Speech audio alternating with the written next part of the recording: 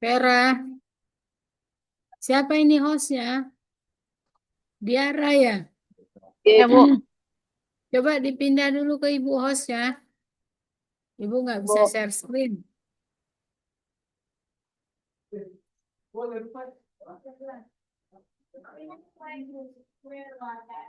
Sudah, Bu. Belum bisa, nak.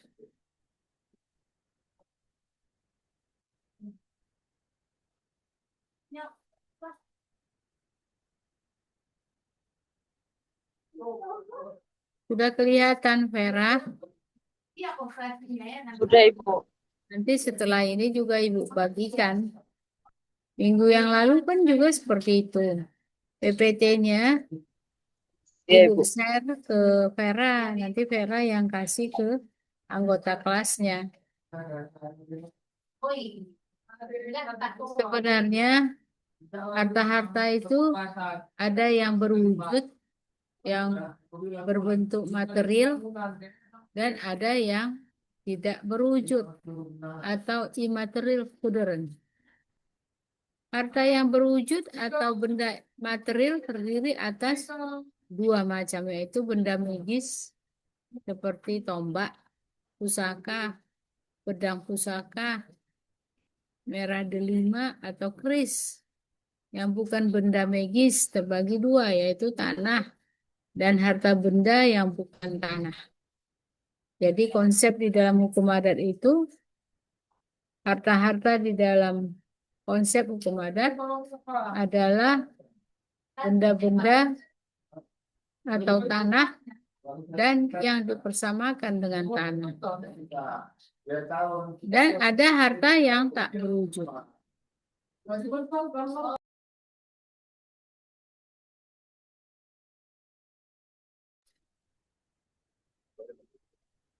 Harta yang tak berwujud itu benda material seperti nama baik, itu kan tidak berwujud.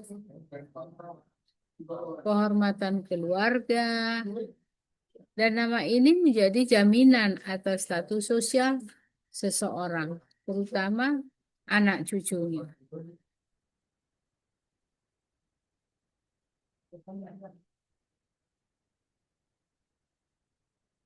Ada harta warisan atau harta asal yang diperoleh dari masing-masing kerabat. Ada harta yang diperoleh atas jasa diri sendiri. Nanti kalian bisa membacanya ya, baik di PPT Ibu maupun di dalam buku. Kalau Vera ngambil buku Ibu, buku yang mana? Hukum waris adat ya, Vera? Vera, Dia pilih, Bu. Makanya hukum waris adat. belum kuambil ke kantor, Ibu. Cuman, oh iya, Ibu. Iya, Oh, Ibu. silahkan sajalah, karena ada hukum pertanahan adat, hukum waris adat, hukum keluarga, ini yang akan cetak hukum perkawinan adat. Nah, ini harta bersama yang Ibu sebutkan tadi.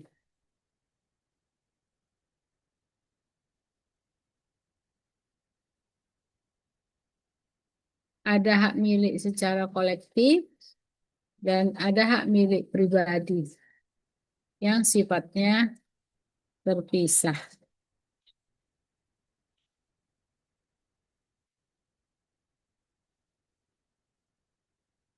Jadi secara juridis, ya dari kajian hukum, fungsi harta perkawinan itu adalah untuk objek pewarisan.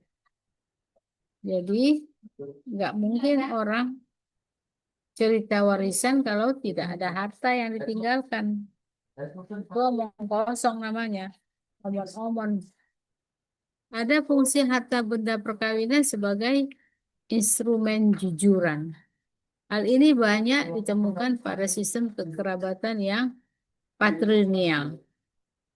Fungsi harta benda perkawinan sebagai instrumen penyelesaian sengketa. Ya, Saya pikir nanti kalian bisa lah membacanya langsung. Yang penting kita lebih bagus berdiskusi. Ya, kalau PPT-nya ini sebentar lagi usai kuliah, Ibu akan kirim ke Vera. Silahkan kalau ada yang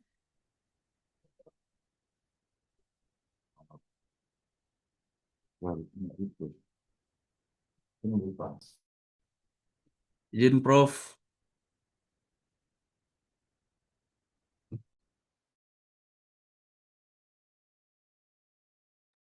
sebentar ya. Menurut saya kan ini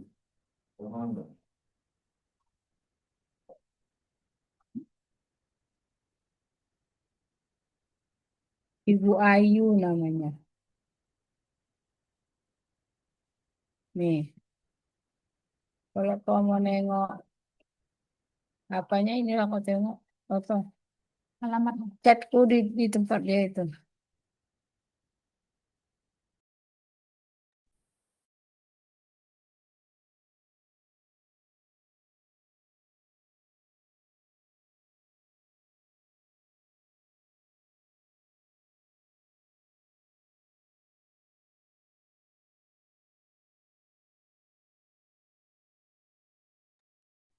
Silahkan Mariot. izin Prof. Pertanyaan Ya, Prof. Tadi ya, ada menyinggung dibagi dua harta material dan imaterial ya Prof. Jadi ya. bagaimana bagaimana kalau harta material yang seperti harta benda pusaka tadi Prof, pembagiannya terhadap ahli waris jika pewaris itu tidak ada testamennya sama sekali untuk membagikan benda pusaka tersebut Prof. Bagaimana menentukan nilai nilai benda-benda seperti benda pusaka yang tadi di slide tadi Prof. Makasih Prof. Ya. Jadi di dalam konsep hukum adat, harta itu kan harta benda yang bersifat material dan imaterial. Material itu ada tanah atau yang dipersamakan dengan tanah, ya kan? Sedangkan imaterial benda yang tidak dapat dilihat dan diraba, misalnya nama baik, gelar kebangsawanan, itu semuanya kan harta, tapi imaterial, dia tidak berbentuk materi. Nah, ketika itu merupakan harta pusaka, apakah maksud Marriott Bond ke harta pusaka tinggi? Iya, kalau di Minangkabau. Ya Prof, kayak benda-benda ya pusaka atau simpanan Oh, harta seperti pusaka, misalnya benda-benda materi yang bersifat magis, misalnya keris, ya kan? Atau ulos.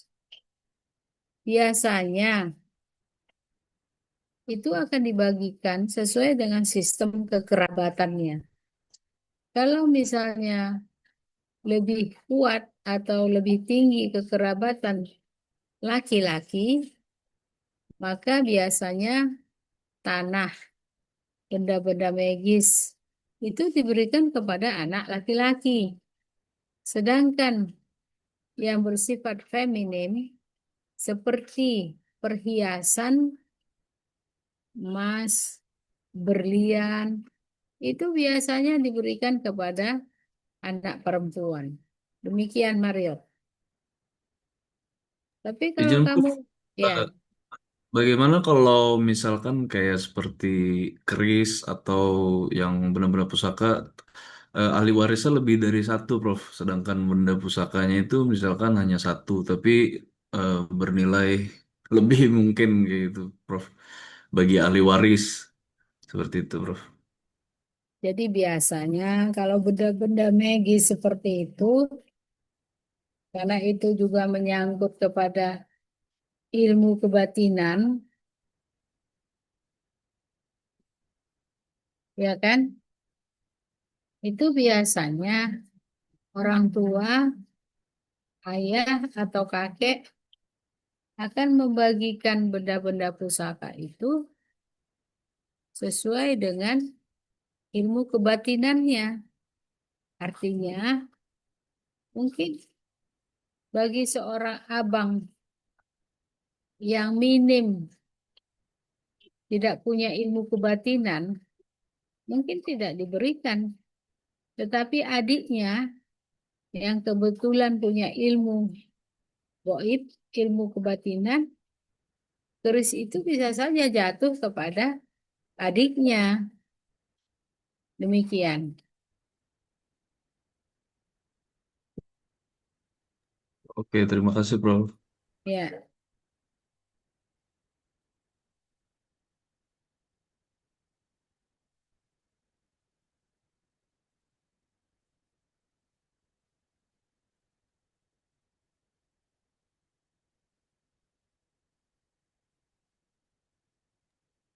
Izin Prof sedikit Prof lagi Prof. Bagaimana kalau harta harta seperti benda pusakanya ini ditemukan setelah pewaris meninggal, cuman ahli waris tidak mengetahui bahwa benda ini pernah ada seperti itu. Untuk ahli waris yang lebih dari satu misalnya Prof. baik.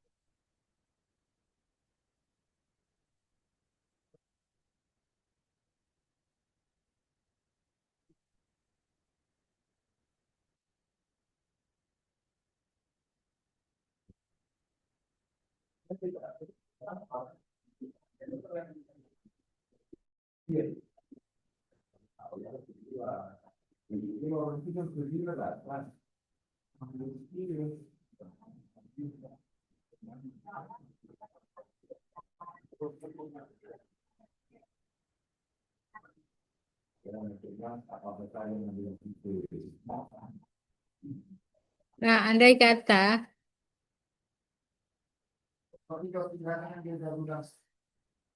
benda-benda magisnya itu baru diketahui setelah si pewaris meninggal dan sebelumnya itu tidak diketahui ya. Nah, kalau dia di Batak, itu bisa dibawa ke dalam rapat keluarga. Atau kalau tidak selesai di keluarga, ada yang disebut dalihan natolu. Kalau ibu boleh tahu, Marriott Bonte ini Batak, bukan? Iya Prof, Batak Prof. Batak kan? Harga apa? Siagian Prof. Ya, Siogi yang rupanya ibu saya baru penjahitan. Siap. Kalau orang Batak disuruh martulang ya kan? Tapi anggap aja ini anak tulang, si Marriott ini ya kan?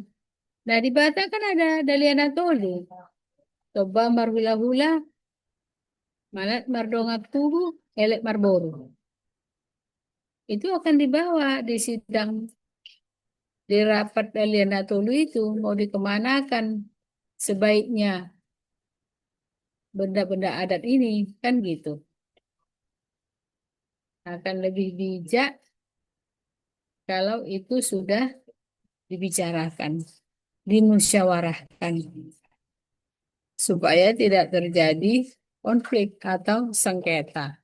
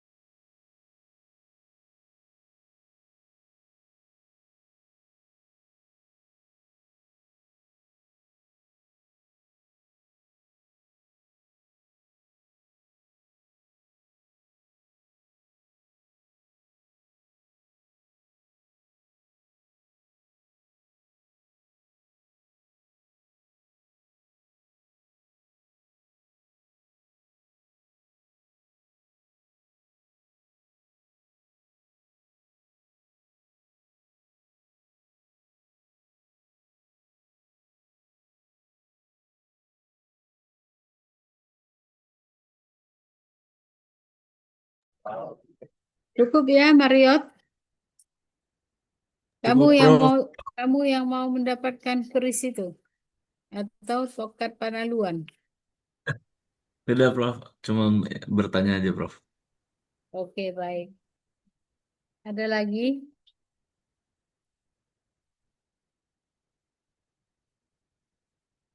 Vera,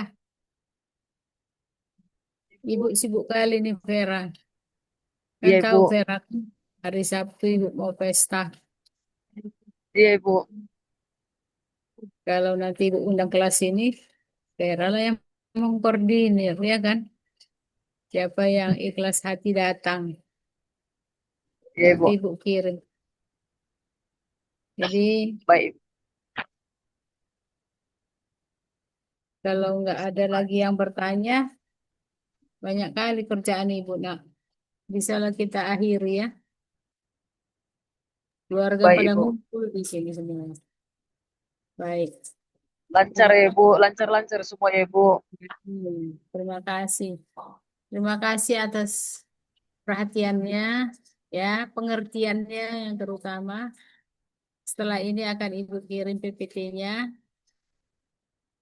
Minggu depan pun Ibu minta sama Kak Mira, kita akan kuliah daring karena mungkin masih capek ya, Vera ya. Baru 3 hari pesta ya kan. Kuliah Ibu tutup ya. Selamat sore. Sore, Sorry, Prof. Prof. Prof, makasih, Prof. Oke, makasih. Ya, Ibu izin live ya.